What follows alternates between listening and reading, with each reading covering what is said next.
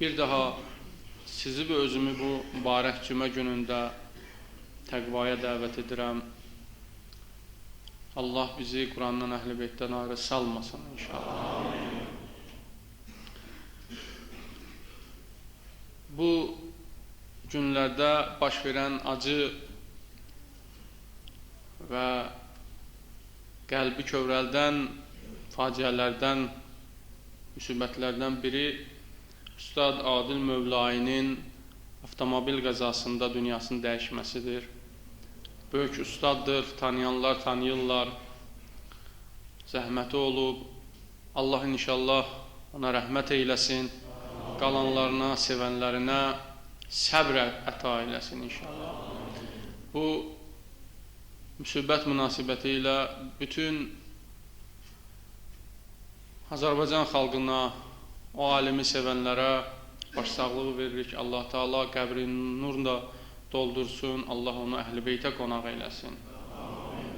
İkinci məsələ, Gəncədə Aşura günü, Tasua axşamı baş verən hadisədir.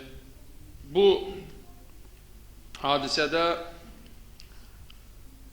bəziləri Əhl-i Beytə qarşı, Əhl-i Beytin davamçılarına qarşı haqsız addımlar atdılar, zülmlər etdilər. Biz bunu məhkum edirik. Və bu işin arxasında duranları Əhl-i Beytlə üz-üzə gəlməməyi tövsiyə edirik. Çünki insanın zərrə qədər tarixdən xəbəri olsa, bu addımları atmaz. Kim Əhl-i Beytlə üz-üzə gəlmişdirsə, tarixin keçmişində qalmışdır. Xüsusilə Aşura ilə üz-üzə gəlmək özünü məhvə vermək deməkdir. Seri o gücü ilə, o ərazisi ilə, o kadrları ilə, o apardığı siyasəti ilə Aşura ilə mübarizə apara bilmədi. Aşuranı yığışdıra bilmədi. İmam Hüseyin ağanın Kərbəlada məzlumcasına qalxan səsi sustura bilmədi. Siz axı hara? Bu məktəblə mübarizə aparmaq hara? Xüsusilə özünüz də görürsünüz. Kim İmam Hüseyinə qarşı çıxıbsa, o məhv olub gedib. Və özünüz də görürsünüz ki, mübarizə aparmaq bu məktəblə daha da bu məktəbin davamçılarını artırır və bu məktəbin davamçıların əzmini daha da dərinləşdirir. Təkbir! Allahu Ekber! Allahu Ekber! Allahu Ekber! La ilahe illallah! Ona görə də bu attığınız addımlarınız bir daha bizə təsbit edir, ispat edir ki, sizin bəziləriniz hələ də başa düşməyiblər. Hələ də anlamayıblar ki, Kərbəla ilə mübarizə aparmaq, Aşura ilə mübarizə aparmaq mümkün deyildir. Onu anlamayıblar. Anlamaq istəmirlərsə, təbii olaraq həyatın, Allahın anlamaq istəməyən insanlar üçün xüsusi bir proqramı vardır. Quran-ı Kərimdə Allah Teala buyurur, deyir, görərsiniz zalimların axırı necə olacaqdır. Ona görə biz tövsiyə edirik ki, bəziləri elə düşünməsinlər ki, Aşura ilə mübarizə aparmaq mümkündür. Mən bu hadisələrin bir faydasını deyirəm. Bunu yadda saxlamaq lazımdır.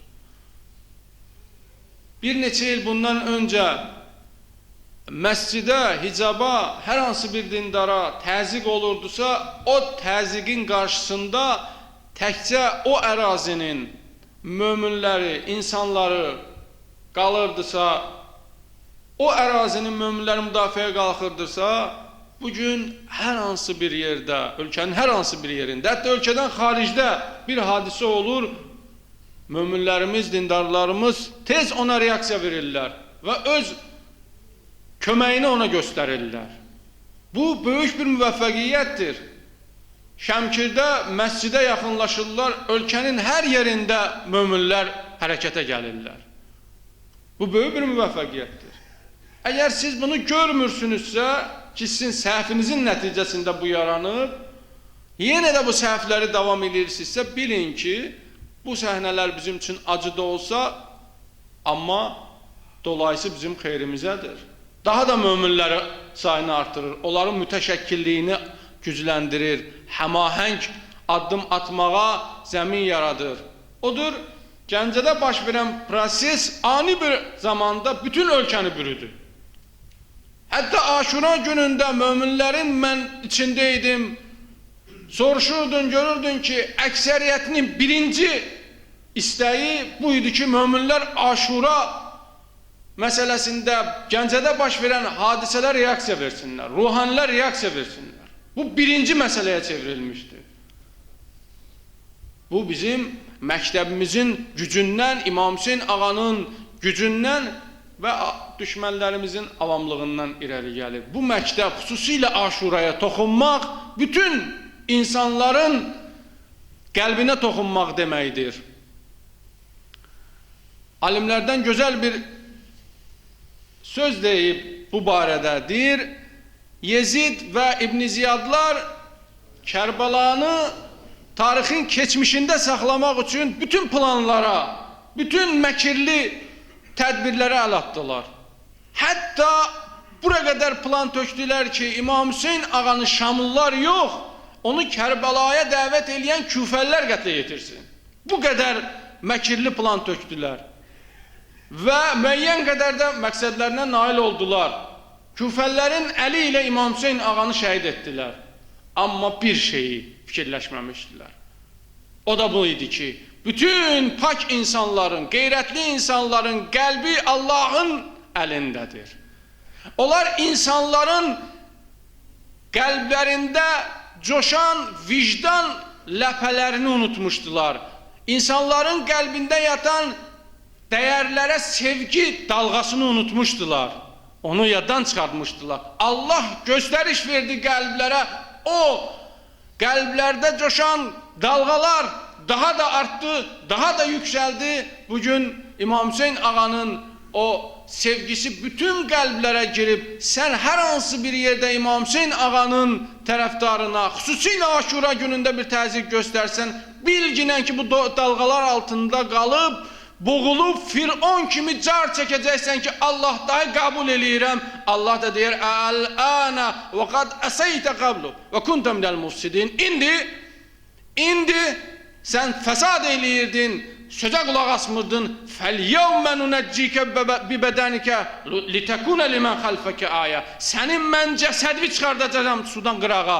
Qoy sənin kimilər üçün ibrət olsun. Eləməyin ki, İmam Hüseynin məhəbbət eşqi, insanların ona olan məhəbbət dalğası elə qalxsın, yüksəlsin, dərya hərəkətə gəlsin, sizi öz o ləpərəri altında boğsun, siz də Firon kimi car çəkəsiniz ki, vay səhv elədim, vay bizi bağışla, onda gecə olsun. Və gələn insanlar üçün ibrət mənbəyinə çevriləsiniz.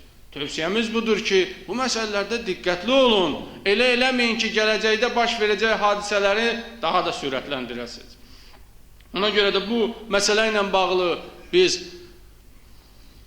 bu işin başında, arxasında duran insanlara tövsiyəmiz budur ki, bu işlərdən çəkinsinlər, xüsusilə Gəncə möminlərimizə qarşı olan bu təzyiqlərə son qoysunlar. Üçüncü məsələ, Şeyx Nemirin barəsində çıxarılan bu zalım edam hökmüdür. Bilirsiniz ki, ümumi müsəlman dünyasında,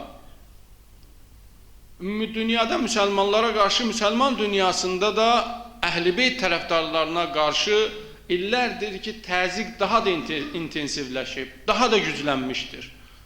Bunun da səbəbi vardır. Qısa olaraq mən səbəbinə toxunacağam. Yaxın şərqdə gedən proseslərin arxasında duran qüvvələr vardır. Amerika başda olmaqla qərb dövlətləri yaxın şərqi öz nəzarəti altından saxlamaq istəyirlər. İstədikləri vaxt hətta yaxın şərqin xəritəsini dəyişməyə cəhd eləyirlər, cəhd etmək istəyirlər. İstəyirlər ki, yaxın şərq onların tam nəzarətinə düşsün, hətta xəritələri belə dəyişmək istəsələr, ona da qadir olsunlar. Siyonist rejiminin yaxın şərqdə yaranmasının əsas səbəbi budur ki, Qərb dünyası keçmişdə İngiltərə, indi xüsusilə Amerika başda olmaqla yaxın şərqdəki ölkələrə, Suriyaya, İraqa, İrana, Misrə və başqa o böyük ölkələrə öz istelasını davam etsinlər və təzyiq mexanizmini bərpa etsinlər. Məqsəd budur. Məqsəd budur ki, İsrail rejimi ilə yaxın şərq ölkələrinə nəzarət olunsun. Təəssüflər olsun, müəyyən qədər bu məkirli planlarında bunlar müvəffəq olublar. Səud rejimi də bu Amerikanın istəyinə tam kömək edir və hər tərəfli yardım göstərir. Amerikanın əsas istəyi budur, yaxın şərq ölkələrinə nəzarət etsin və bunların sərvətlərini, maddi sərvətlərini əldə edib, mənəvi sərvətləri olan din vasitəsilə də öz məqsədlərinə, çirkin məqsədlərinə çatsınlar. Xüsusilə, indi bugün siz görürsünüz, dindən sui-istifadə ki eləyirlər, bu teröristləri ki yetişdiriblər, bu onların dindən sui-istifadə etmək planıdır. Onlar həm bu yaxın şərqin neftini aparırlar, həm də bugün dindən sui-istifadə edib bu teröristləri yetişdirib, dünən əgər öz əskərləri İraqda ölürdüsə, bugün həm müsəlmanlar ölürlər, həm də kimsə demir burada Amerika müharibə aparır. Deyirlər ki, elə bunlar bir-birlərini qırırlar. Amma nə baş verir? Mən qısa olaraq toxundum ki, bunlar öz nəzarətini yaxın şərqə artırmaq istəyirlər.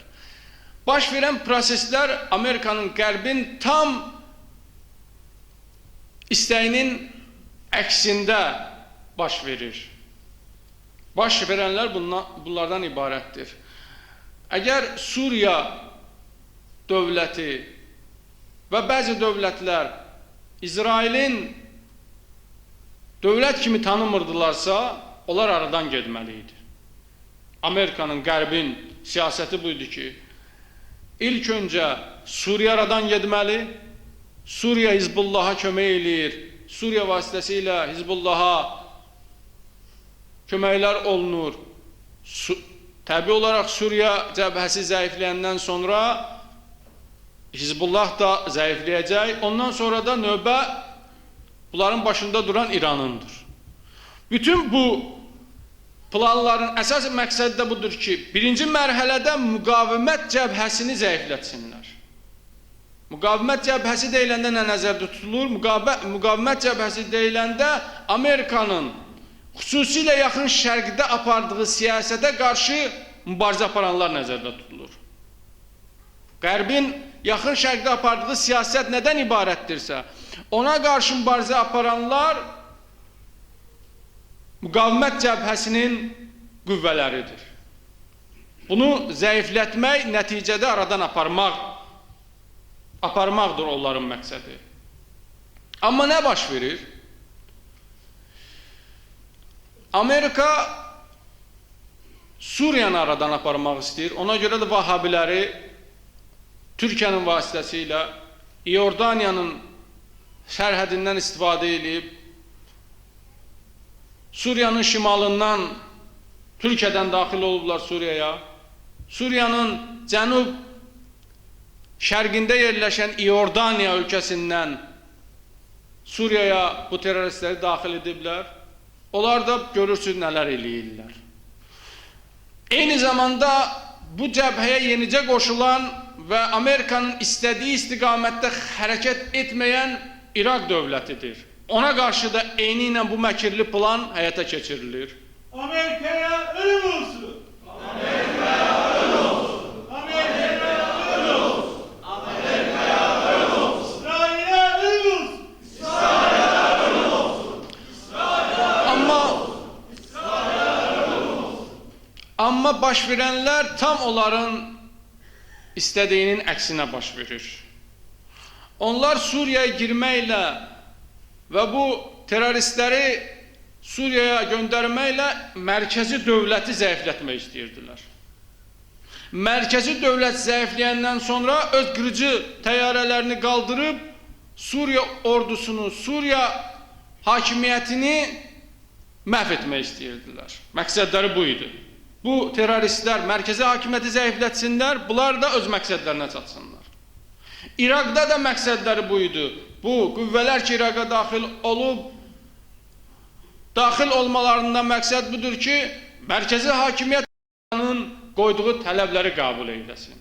Və nəticədə bununla yanaşı bir Kürd dövləti yaransın. Müsəlman ölkələri, xüsusilə İraq, Suriya bölünsün, onların tələblərindən biri budur. Və bir Kürd dövləti yaransın. Hesablamışdılar ki, Rusiyada, İranda, Suriyanın arxasında axıra qədər durmayacaq. Axıra qədər durmasalar, onlar da bu istəklərinə nail olsunlar. Amma 3 ilə yaxındır, 3 ildən çoxdur bu qırğınlar orada gedir. Nəticədə nə dəyişikliklər var? Dəyişikliklər budur. Onlar Suriya ilə bağlı, Suriyanın arxasında duran böyük dövlətlərin müzakirələrə dəvət etmirdilər və qəbul etmirdilər. Çünki onların ümidi var idi ki, onları dəvət etmədən, onların rolunu nəzərə almadan Suriyada onların əlindən çıxar, İraq da onların əlindən çıxar. Amma indi Suriyanın müzakirələrində Rusiyanı da qəbul edirlər, İranı da qəbul edirlər. Bu o deməkdir ki, bunlar dünən qoyduqları şərtdən geri çəkiliblər. Və bugün Amerikanın özü də, Qərbin özü də bu qənaətə gəlib çatıb ki, Vahabilərin taleyini biz həll etməliyik. Onlar bugün Vahabiləri satırlar. Onlar ki, dünən özləri silahlandırıblar, Suriyaya daxil ediblər, İraqı bugün onlar Avropanın ölkələrində müzakirələr ki aparırlar, onlar bu müzakirələrdə əslində Vahabiləri satırlar. Birinci məsələ budur, geriyə çəkiliblər. İkinci, onların məğlub olmasının göstəricisi budur ki, onlar ki, Suriya dövlətini süquta yetirmək istəyirdilər və İraqı təslim etmək istəyirdilər. Bu şərtləri ki, qoymuşdular, gərək Əsəd getsin və bəzi şərtləri İraqın qabağında qoymuşlar, bu şərtlərdən geri çəkilirlər.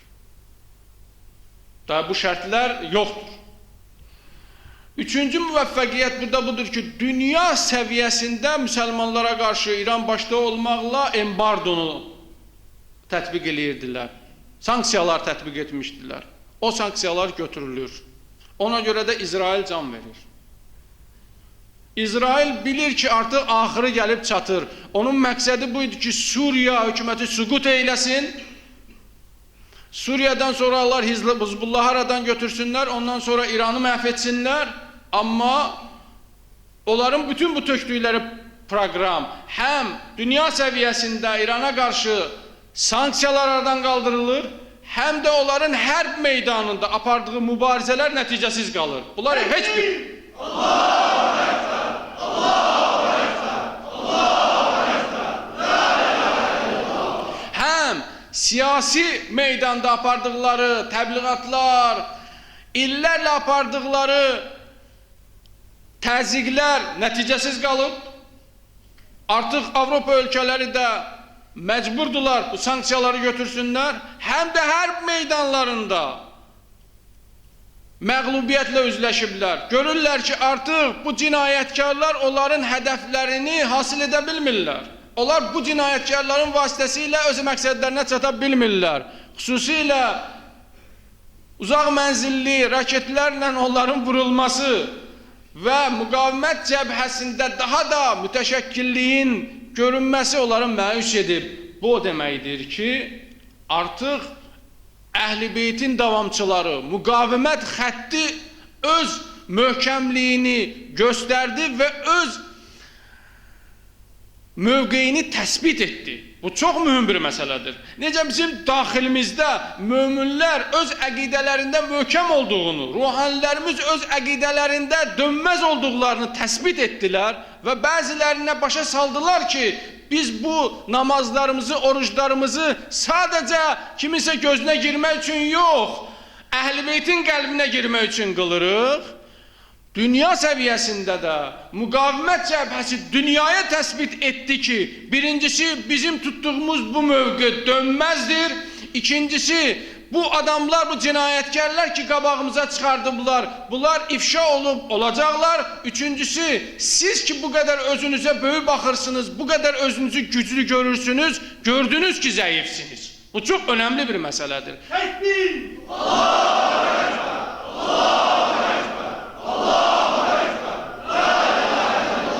Bunlar fikirləşirdi ki, Suriya dövləti süqut eləyəcək, İraq onların istəyi qabağında təslim olacaq, İran bu sanksiyaların təzyiqi altında qalıb geriyə çəkiləcək. Bunun gözləyirdilər, birdən gördülər ki, Yəmən dərlərindən çıxdı.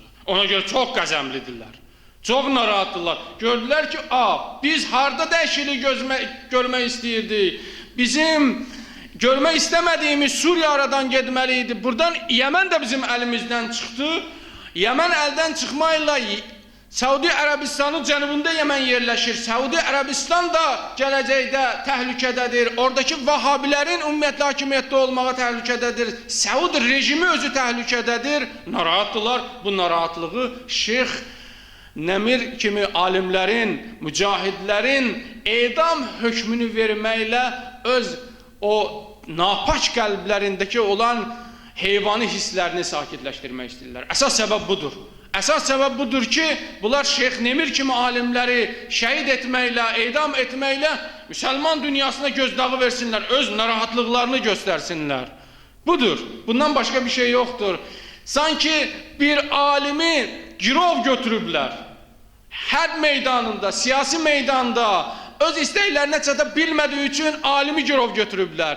Ərəbistanın şərqində yaşayan şiələri girov götürüblər ki, əgər siz Yəməndə, Suriyada öz istəklərinizə nail olsanız, müqavimət cəbhəsi geri dönməsə, addım atmasa biz alimləri şəhid eləyərik, insanlara zülm eləyərik. Bugün təəssüflər olsun, Ərəbistanın şərqində şiələrə olmazın zülmləri olunur, ya Bəhreyndə olmazın zülmləri olunur. Bunlar bu acizliklərin əlamətidir. Necə bir Vahhabi cəng meydanında əskərlərlə döyüşə bilmir, uşağın başını kəsir, onların böyükləri də Səudi Ərəbistan başda olmaqla, Amerika başda olmaqla hər meydanında bir iş görə bilməyəndə bu cür çirkinliklərə əl atırlar. Allah onları məğlub, ifşa edib, inşallah ifşa edəcəkdir.